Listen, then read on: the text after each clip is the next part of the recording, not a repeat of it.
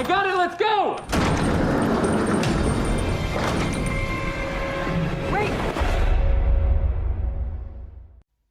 What? Hey guys, it's Dan, your host of TWD Reviews, and today I'm back for another Walking Dead video for today. This is going to be doing my weekly review for this week's episode of The Walking Dead Season 10 C. This is going to be for episode 20, Splinter. Gotta find Yumiko. I think she's hurt bad. There's no room for miscalculations. We need a plan. We don't know these people, and we can't trust what we don't know. Okay guys, just going to do another video for today. This one's going to be doing my weekly review for this week's episode of The Walking Dead Season 10 C. This is going to be for The Walking Dead Season 10, episode 20. We are at 20 episodes. This one is called Splinter. So, this is going to be my spoiler-filled review, of course. This is going to be talking about everything in the episode, and I'm very, very excited to jump into this episode because I will have to say, holy crap, this is a lot better than I thought it was going to be. Now, I will just say one thing. I don't love this episode. I don't think it's a fantastic episode. there are still a lot of, flaws I will mention this week for sure. But I have to say I am a little relieved because I'll just admit, the last two episodes really have not been my thing. This episode, I really do like. I really like the story they told in this one. I will definitely be the one to say it, though, because somebody has to. It is still to fill out some time.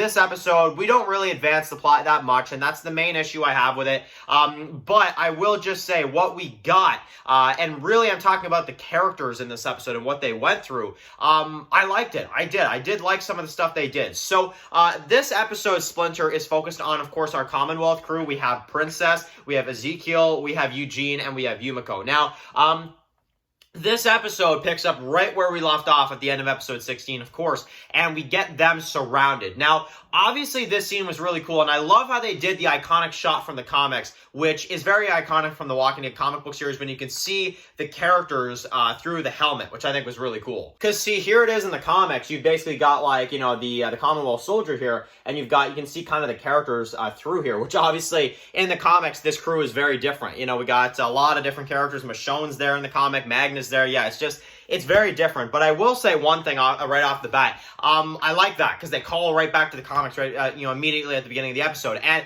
basically, you've got them surrounded. I really like the shot of them kind of all standing there like this, And Princess reaches for a knife, basically. You've got the one Commonwealth soldier that kind of gets a hold of her. Yumiko does get hit pretty hard, and she kind of goes down. Now, obviously, this is when we'll have to mention that, and I'm sure a lot of you guys do know, that Eleanor was not able to actually be here for this episode. So, they had her stunt double kind of fill in for, kind of the short Yumiko scenes that we did have this episode.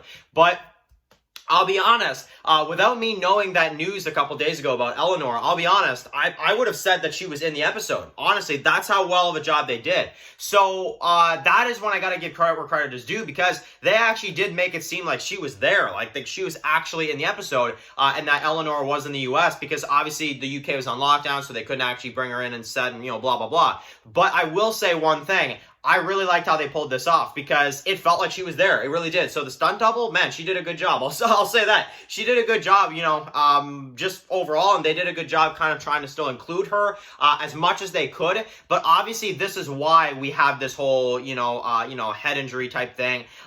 She gets hit and this and that, and she's not doing so well, and she's kind of off screen for a while. That is why. It's because Eleanor couldn't come into film. So they got them locked up in the train carts. We got the intro. We got all that kind of stuff. And some of this stuff in the train cart, I'll just say, went on a little bit long, and this is kind of my fear with this episode, and this is what I was kind of, worried about, is that a lot of this episode would be very dragged out, them in the train carts trying to escape, that kind of stuff.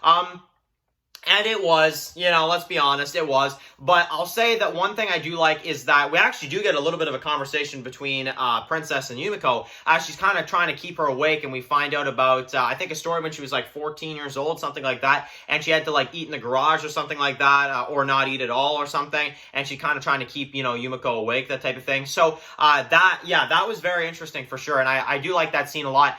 So I'm wondering, did like Eleanor send in lines or something? Like, is that what she did and then they just incorporated it in, or what did they do there? You know, I actually really would like to know that part. So, because like I said, they really make it seem like she's there. So then, of course, we got a few scenes of her kind of in the train car, that whole kind of thing. We do have her kind of getting, you know, once we get like the sun that comes up, that kind of thing, she kind of goes through the one part that's like nailed, and she kind of tries to go, you know, in between the train carts. And you've got Eugene. So Eugene doesn't really want her to make things worse. He's kind of worried that she will, and of course, you know, he's just like, no, like, go back in, you know. So that is literally it for Eugene in the entire episode, and I'm just like, oh man, so okay, so, you know, I mean, I like how they at least included him, but, you know, I'm like, wow, this is crazy. So he's literally only in that part of the episode, and then he's just gone. So thank you, Josh, for your 10 seconds, man. I really appreciate that, man. So, anyway, so, okay, so she goes back into the train car, and then this is when we've got, some of the stuff that goes down. We do have the, moment with, the interview, of course, and this moment was really interesting, because she does not, you know, of course, she really does not, you know, break it all. They, like, make her shower and stuff like this. Now, this character here, obviously, this is another really disappointing moment about this episode. At least from what I can tell so far, this isn't Lance, because, you know, yeah, maybe this dude kind of seems similar to him, but we have not gotten in direct confirmation of that. So now it does make sense why we haven't gotten a casting call for, you know, for his character, for Lance, is because this guy is not Lance. So I don't know, you know, I'm going to call him the fake Lance until we can actually see the real one, but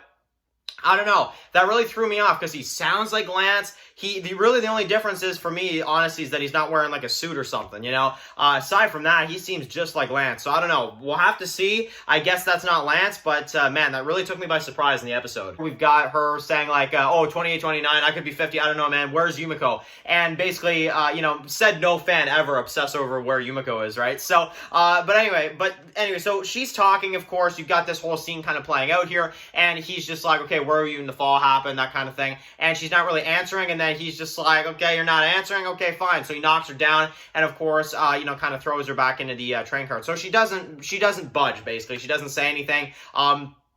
They don't get any information out of her, and he wants to know why they're there, why they showed up to the Commonwealth the way they did, what's their purpose, why they show up, and she does not really say anything. And, you know, it kind of felt bad for her in this one, too, because she doesn't really know that much about our group either. So some of the information she really just doesn't know. That part was very interesting as well, too. But they're in the train car, she's back in the train car, and then you've got Ezekiel. So this part was just weird. I don't know why, it's just weird, but I do like the reunion. She hugs Ezekiel, that kind of thing. And, yeah, so okay, this is when some of the stuff in this episode got a little weird for me. So we've got this scene where, of course, we've got this, you know, Commonwealth soldier and all that kind of stuff. They kind of think, oh, we need a better plan, that whole kind of thing. And you've got this guy that they basically kind of capture. They take the gun from him, all that kind of stuff. And this scene, I don't know. So basically she kind of, you know, hits him. She like, you know, starts, you know, hitting him bad. And, you know, we think it's Ezekiel that's losing his mind on this, you know, Commonwealth soldier. And we're all like, oh crap, what's going on here? And basically, we find out it's actually her, which I'm like, oh man, enough with this hallucination crap, honestly. I don't know, man. I just don't like it that much. I'm going to be honest. But, you know, the scene was okay, I guess. That's what I'll say. But basically she has a choice to make in this episode. The princess, we do focus on her a lot, and this is what I do like, is that why, you know, we kind of get this moment in the episode where she's like kind of considering maybe she should just leave if she has the chance. But it's just like, you know, because she's like, she only was like part of Eugene and them's group for like a couple days, I think, something like that. Like, why would she be loyal? If she had the option to leave, why wouldn't she just go? And I really like that part, because it's really interesting that it's like, yeah, realistically, you would probably consider just leaving. Like, why should I be loyal to these people, right? But I do like this part a lot, too, when she kind of gets away. She tries to get away, and she kind of is going under the fence and stuff like that. The gun, it kind of, like, holds her up. And then you've got Ezekiel that's, like, with the walkers. So, like I said, some of this stuff, I just am like, I get what they're doing. I really do, with Ezekiel and him with the walkers and stuff. You know, a lot of people I know were kind of thrown off by that. I was, too. But I just, yeah, I don't know. It's not my scene. I'll say that it's not my favorite scene. But he kind of convinces her that yeah, like she should stay loyal to Ezekiel, Eugene, and Yumiko and all that kind of stuff. And Princess just I guess is too good of a person just to kind of leave, which that part I really do like. And here's what I will say about this episode and why I actually really do appreciate the Princess, kind of character focus we have on this episode is because in the comics we never had something like this. They never had to extend, some single issues or stuff like this. So we're getting this storyline for a brand new character that we don't really know that much about. So that's why I really do appreciate what they did with Princess in this episode is because in the comics, we didn't delve into a character like this. In the TV show, we really did. We spent a really, big episode with her. Yes, it didn't move the storyline with the Commonwealth along as quick as it probably should have. But again, they can only do so much, and I think that honestly with the Princess stuff, I really did enjoy what they did with her, to be honest. So, absolutely. So that is that. I think that all that stuff, the Princess, really good. A little, goofy with the Ezekiel stuff, though. I'm going to be honest, but it's it's all good. It's all fun. And honestly, in terms of the whole Princess thing, I really like her character. It's definitely her best episode in the series. And honestly, I think this is an episode that we'll always remember for the Princess characters. So we've got this, of course, the guy. She goes back into the train cart, of course, and he kind of makes a deal with her. Give me my gun back. Everything will be good. Everything will be fine. And she decides, okay, maybe I went a little too overboard on this guy, and she decides to ultimately, give the gun back and all that kind of stuff. She kind of tells this guy kind of the answers that she wouldn't answer before when she was in the interview before. She tells this guy, and you basically got kind of this moment where you've got, him, he kind of is like, okay, yeah, everybody's ready. And this ending, I just don't know what to say about it. I just really don't know what to say. So they basically kind of ended on a cliffhanger where you've got the three of them, they're all lined up out there, Ezekiel, Yumiko, and Eugene with bags over their head, obviously for the Eleanor, purposes of things. That's probably why they did this. They got bags over their heads, and you got Princess, she walks out, and they're just like, okay, well, like, we're going to take you too, we're going to take you to the Commonwealth, they're ready for the trip from what it seems like. So, it makes me excited for season 11, but just, really? That's all you could do? I don't know, guys. I'm not going to pretend like I was really happy with this ending because, to be honest, this ending, it felt like we were missing 5 minutes of the episode. At least 5-10 minutes of the episode felt like it was completely missing, which is another thing I would like to add about this one. So, kind of an abrupt ending. I don't know why. I wasn't a big fan of it, to be honest. But it's, it's whatever. I guess it's a whatever ending. So, in terms of this episode, I really like it for the Princess. I think for the Princess, it really develops her character a lot. I really like what they did with her. Some of the hallucinations with Ezekiel were a little kind of whatever for me, and I just wasn't a big fan, to be honest. But I get what they were doing, and then also, I really do like, kind of the dialogue in this one between Ezekiel and Princess. I thought that was really cool. The guard character from the Commonwealth looks really cool. And, as usual, the Commonwealth in this episode looks awesome. The armor looks cool. The environment's really cool. The railroad is really cool. But, yeah, in terms of the episode, it's a very big Princess episode. We focus on her character, her loyalty to these newcomers, at least from her perspective, these newcomers that she's kind of joining up with now. And by the end of the episode, she decides she is loyal to them, and she really wants to,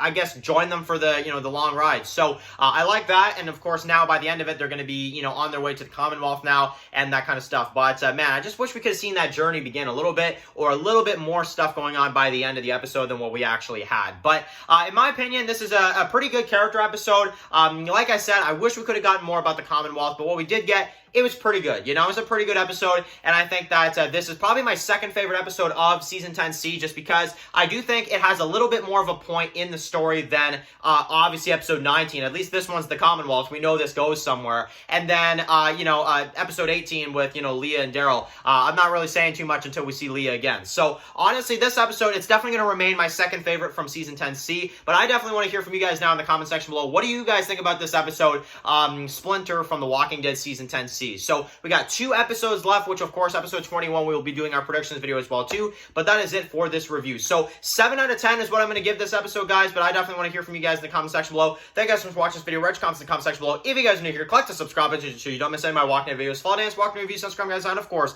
I'll see you guys really soon for another Walking Dead video. Enjoy the rest of your day, guys, and peace out. Anybody out there?